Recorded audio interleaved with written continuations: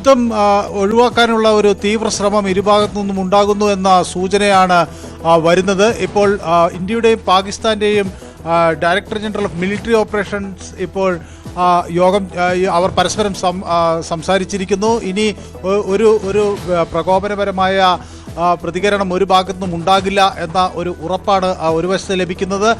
അതോടൊപ്പം തന്നെ ദേശീയ സുരക്ഷാ ഉപദേഷ്ടാവ് അജിത് ഡോവൽ ചൈനീസ് ഫോറിൻ മിനിസ്റ്ററുമായി ഫോണിൽ ബന്ധപ്പെട്ടിരിക്കുന്നു. ഇന്ത്യയുടെ ഒരു രീതിയല്ല യുദ്ധം എന്ന് ചൈനയെ ധരിപ്പിക്കുന്നു.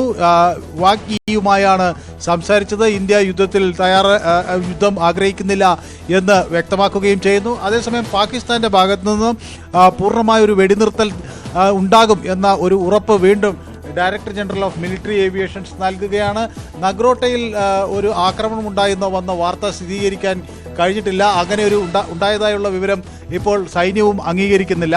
പക്ഷേ അവിടെ 4 ആളുകൾ ഈ തീവ്രവാദികൾ ആ പരിസരത്ത് ഉണ്ടായിരുന്നു എന്ന ആശങ്ക പടർന്നിട്ടുണ്ട്. അതിനെ തുടർന്ന് ഏതായാലും പോലീസും അതുപോലെ സേനയുടെയും ഒരു സംയുക്ത തിരച്ചിൽ ആ പ്രദേശം മുഴുവൻ നടത്തുന്നുണ്ട്. അവിടെ ആക്രമണം ഉണ്ടായിട്ടില്ല എന്നാണ് ഇപ്പോൾ ലഭിക്കുന്ന ഒരു വിവരം. പക്ഷേ അവിടെ സേന തിരച്ചിൽ നടത്തുന്നു. ഏതെങ്കിലും തരത്തിൽ തീവ്രവാദികളെ കണ്ടു എന്നൊക്കെയുള്ള ആശങ്കകൾ പടരുന്നൊരു സാഹചര്യത്തിൽ അങ്ങനെ സൈനിക വേഷത്തിൽ തീവ്രവാദികളുണ്ട് എന്ന ചില കിംവദന്തികൾ പോലെ പടർന്ന ഒരു സാഹചര്യത്തിൽ അവിടെ പരിശോധനകൾ നടത്തുന്നു. അപ്പോൾ ആ ഒരു കാര്യത്തിൽ ഒരാശ്വാസം വരുന്നു. ഒപ്പം ഈ ആക്രമണം നിർത്താം എന്നതിലേക്ക് തന്നെ പാകിസ്ഥാൻ തിരിച്ചു വരുന്നു എന്നാണ് മനസ്സിലാകുന്നത്.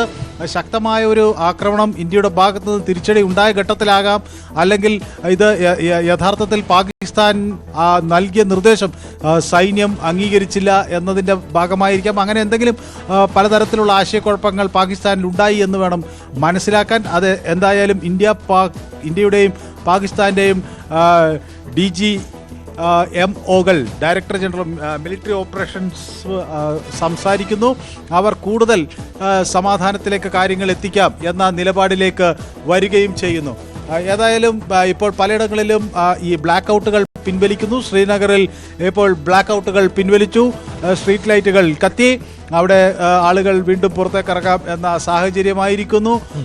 ഒപ്പം ഈ വൈഷ്ണോദേവി അവിടെ മറ്റൊരു വിവരം കൂടി പുറത്തു വരുന്നുണ്ടല്ലോ. അതായത് വീണ്ടും വാർത്താ സമ്മേളനം ഉണ്ടായേക്കുമെന്ന വിവരമാണല്ലോ. അത് 10:30 മുതൽ ഇന്ത്യയും പാകിസ്ഥാനും തമ്മിൽ വീണ്ടും ധാരണ എത്തി എന്ന് പറയുന്നു. ഒപ്പം വിദേശകാര്യ സെക്രട്ടറി വീണ്ടും മാധ്യമങ്ങളെ കാണാൻ പോകുന്നു എന്ന തരത്തിലുള്ള വിവരങ്ങളും ഇപ്പോൾ പുറത്തു വന്നുകൊണ്ടിരിക്കുകയാണല്ലോ. അതിൽ കൂടുതൽ വ്യക്തത കൈവരുമായിരിക്കും എന്ന് വേണമല്ലോ പ്രതീക്ഷിക്കാൻ. അതായത് 5 മണിക്ക് നിലവിൽ വന്നു എന്ന വാർത്താ സമ്മേളനത്തിലൂടെ തന്നെയാണ് വിദേശകാര്യ സെക്രട്ടറി ലോകത്തെ അറിയിച്ചത് ഇന്ത്യയും പാകിസ്ഥാനും തമ്മിൽ വെടിനിർത്തൽ കരാറിൽ ഏർപ്പെട്ടു എന്ന്. പക്ഷേ അതിനുശേഷം കൃത്യമായ ലംഘനം, നഗ്നമായ ലംഘനം പാകിസ്ഥാന്റെ ഭാഗത്തു നിന്നുണ്ടായി.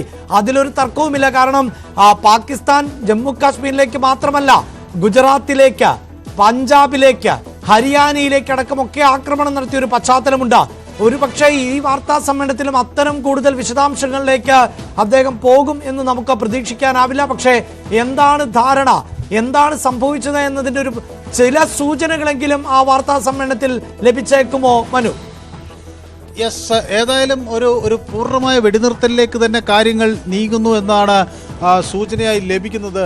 DGMO പാകിസ്ഥാൻ ഈ കാര്യത്തിൽ കുറെ കൂടി ശക്തമായൊരു ഉറപ്പ് നൽകിയിരിക്കുന്നു. 10:30 ശേഷം ഒരു ആക്രമണമോ അല്ലെങ്കിൽ ഏതെങ്കിലും തരത്തിലുള്ള പ്രകോപനമോ ഉണ്ടാകില്ല എന്നൊരു ഉറപ്പാണ് പാകിസ്ഥാനിൽ നിന്ന് ഉണ്ടായത്.